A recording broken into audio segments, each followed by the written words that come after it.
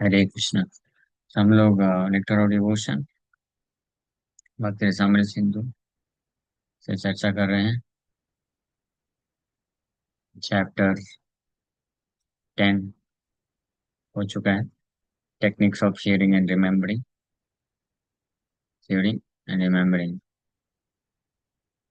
का टेक्निक। ये हो गया था क्या? या तो ब्राह्मण प्रस- प्रतिष्ठानपुर के ब्राह्मण की कथा सुने थे मेडिटेशन पे। अब आज से नेक्स्ट चैप्टर चालू करना है। Chapter 11, aspects of transcendental service. Divya सेवा के एस्पेक्ट्स कुछ चर्चा की जाएगी। सच है सर्विटरशिप। सर्विटरशिप मतलब दास से, भगवान का दास, दासत्व को स्वीकार करना। So in the opinion of karmis, fruity workers, offering the results of karma is called servitorship. But according to Vaishnava acharyas like Rupa Goswami, servitorship means constant engagement in some kind of service to the Lord. इसमें भी देखिए difference of opinion आ गया। हाँ, जो कर्मकांडीय होते हैं उनका opinion है कि जो कोई भी कैसा भी कर्म करे, कार्य करे, उसके फल को अर्पण कर देना, वो है भगवान हरि के दासत्व का सर्विटरशिप। लेकिन वैष्णवाचार्य स्पष्ट बताते हैं सर्विटरशिप मतलब होता है कि किसी न किसी प्रकार से भगवान की सेवा में अपने आप को जो लगाना, उसको सर्विटरशिप यानी दासत्व बोला जाता है। हाँ।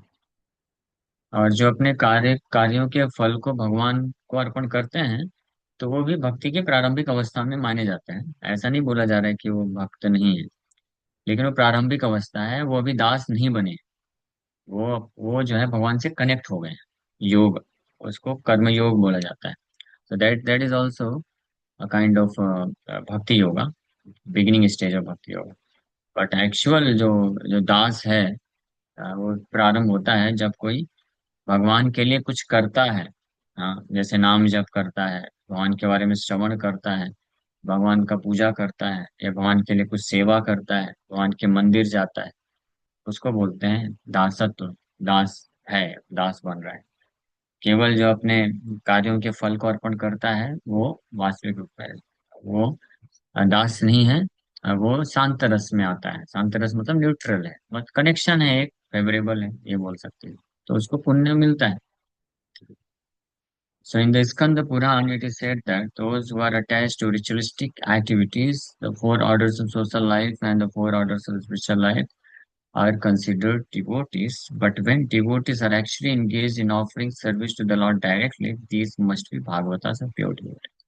ये जो मैंने चीज बोला ऑलरेडी आ गया यहाँ पे स्कंद पुराण में, इसका वर्णन है कि जो लोग रिचुअलिस्टिक एक्टिविटीज, कर्म कांड के कार्य को करने से आसक्त होते हैं, ब्राह्मण क्षत्रिय वैश्य शूद्र, ये अलग अलग वर्ण है, और ब्रह्मचारी गृहस्थ वानप्रस्थ संन्यास, तो चार वर्ण और चार आश्रम के कुछ न कुछ कर्तव्य निर्धारित किए गए हैं।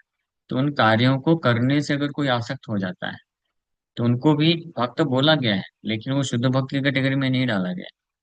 शुद्ध भक्त तब बोला जाता है जब कोई वास्तव में भगवान कृष्ण को डायरेक्ट सेवा अर्पण करने के लिए इंगेज होता है। उनको भागवत या शुद्ध भक्त बोला जाता है। So those who are engaged in fruitive activities or prescribed duties according to the four orders of social and spiritual life are not actually pure devotees. But still, because they are offering the result to the Lord, they are accepted as devotees. When one has no such desire but acts spontaneously out of love of God, such a person must be accepted as a pure devotee. The conditioned souls who have come into contact with the material world are all more or less desirous of lording it over material nature.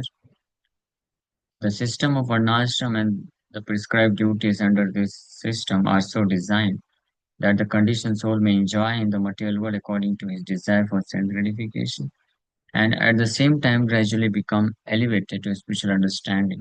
Under these prescribed duties of Varna and Ashram, there are many activities which belong to devotional service in Krishna consciousness. Those devotees who are householders accept Vedic ritualistic performances as well as the prescribed duties of devotional service because both are meant for satisfying Krishna. When householder devotees perform some Vedic ritualistic duties, they do so to satisfy Krishna. As we have previously discussed, any activity aiming at satisfying the Supreme Personality of Godhead is considered devotional service. ये बहुत clear है। ये already पिछले कुछ अध्याय पहले चर्चा किया गया था कि जो लोग केवल अपने जो है अपने वर्ण और आश्रम के अनुसार के कर्तव्यों को बस पालन करते हैं, तो उनको भी भक्त बोला जाता है, बट वो लोग प्योर डिवोटीज की कैटेगरी में नहीं आते हैं, शुद्ध भक्ति में नहीं आते हैं। क्योंकि वो जो है वैदिक शास्त्रों के नियम कानून सब अच्छे से पालन करते हैं। तो वैदिक शास्त्र के जो नियम कानून है, जैसे वर्णाश्रम सिस्टम है, वो भी भगवान के द्वारा दिया गया है, तो इसलिए भगवान के आदेश का पालन कर रहे हैं। बट क्योंकि वो डायरेक्टली आउट ऑफ लव, प्रेम पूर्वक भगवान की डायरेक्ट सेवा में नहीं लगते हैं, इसलिए शुद्ध भक्त की कैटेगरी में नहीं आते हैं।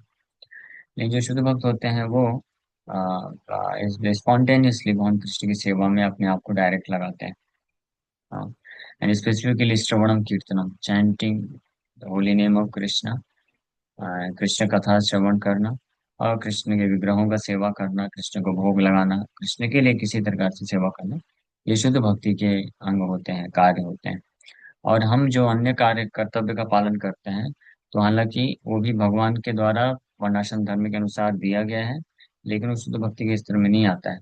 लेकिन साथ ही साथ में ये भी ध्यान देने वाली बात है कि ऐसे कोई गृहस्थ भक्त होते हैं जो होते हैं शुद्ध भक्त, यानी कृष्ण के लिए डायरेक्ट करना चाहते हैं, लेकिन घर गृहस्थी में रहने के कारण कुछ कर्तव्यों का, ऐसे कर्तव्यों का, जैसे वो माता जी पूछ रही थी कि पितृपक्ष में हमको करना होता है, तो अगर इन कर्तव्यों का पालन भी कोई कर्तव्य दृष्टिकोण से करता है, as a matter of duty बस करता है, उससे आसक्त हुए बिना और उसको करके कुछ भौतिक लाभ प्राप्त करने की इच्छा के बिना, कर्तव्य दृष्टिकोण से या कृष्ण को संतुष्ट करने के लिए करता है, तो वो भी जो है सेवा, भगवान कृष्ण की सेवा में कंसिडर किया जाता है।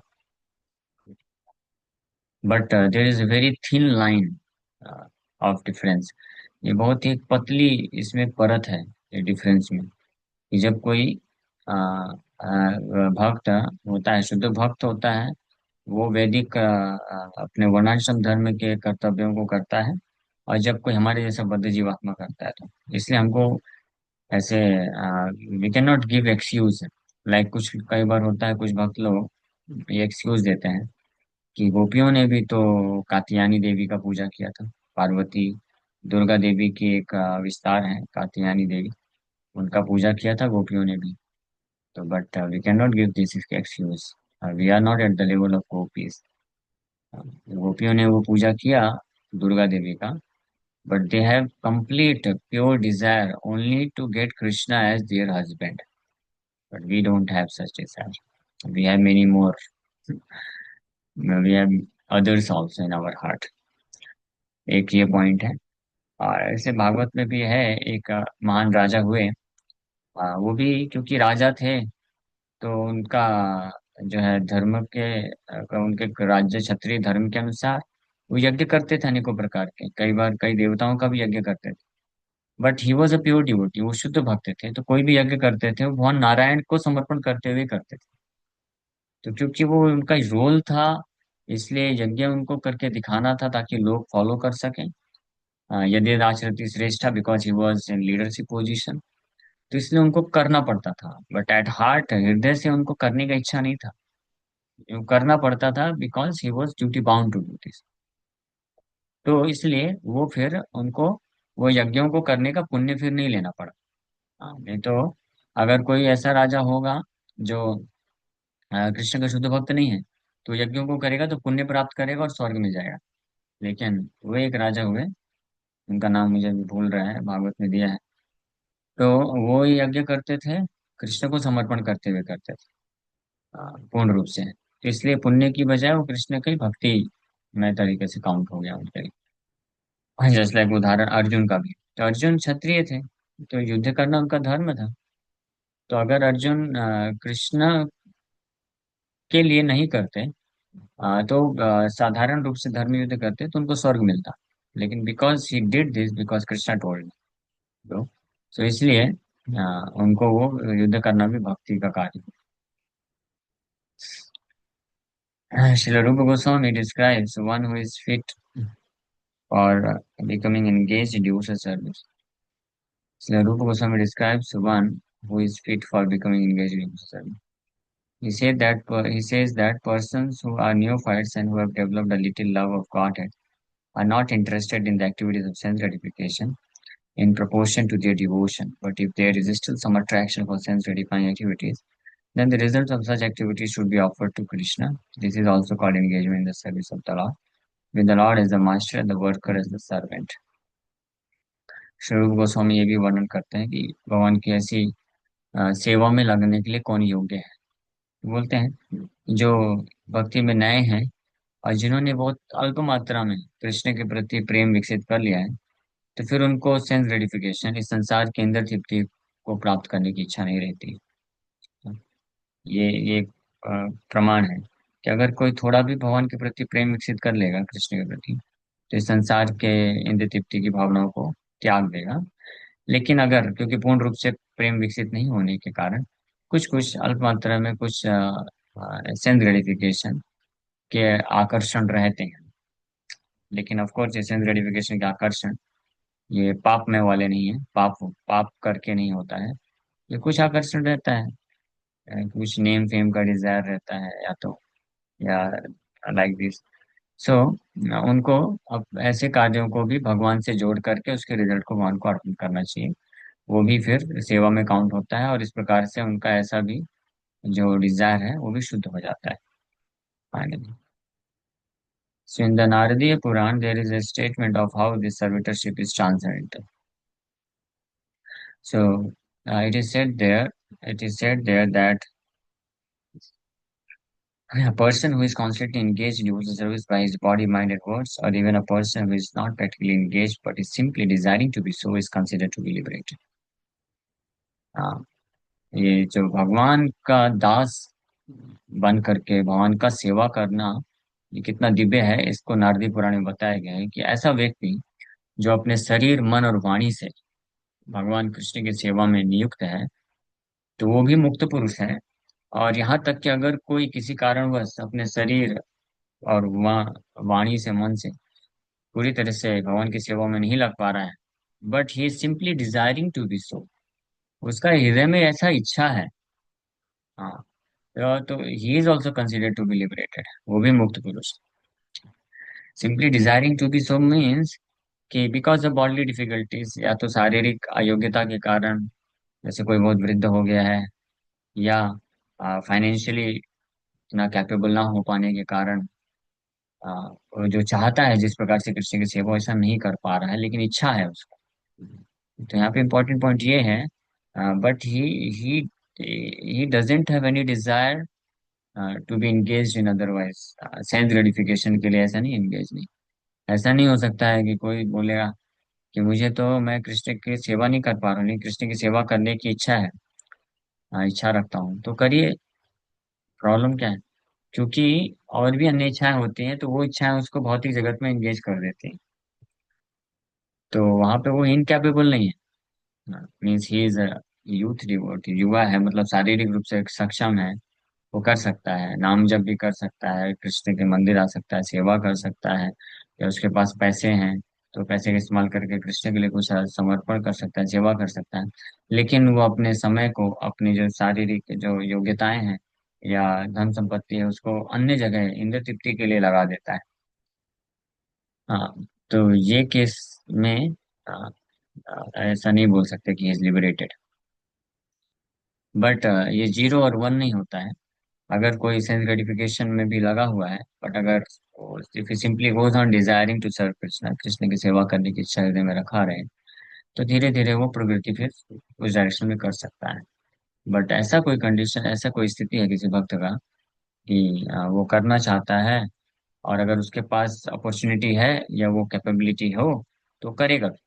हाँ, जस्ट लाइक कोई भक्त है, मान लीजिए वो बहुत भव्य जन्माष्टमी सेलिब्रेट करना चाहता है, लेकिन उसके पास नहीं है, फाइनेंशियल कैपेबिलिटी नहीं, लेकिन वो इच्छा रखता है कि अरे जन्माष्टमी आ रहा है, इस बार तो पूरे जो है मोहल्ले को सजा देंगे और खूब अच्छा फीस्ट रखेंगे, 10,000 लोगों को जन्माष्टमी का महाप्रसाद खिलाएंगे, कृष्ण का बहुत ही अच्छे तरीके से, भव्य तरीके से पंचामृत अभिषेक करना है, ये सब करना चाहता है। बजट निकाला तो देखा 2.5 लाख रुपए, 3 लाख रुपए चला गया, 5 लाख रुपए चला गया, और उसके पास तो 2,500 रुपए भी नहीं।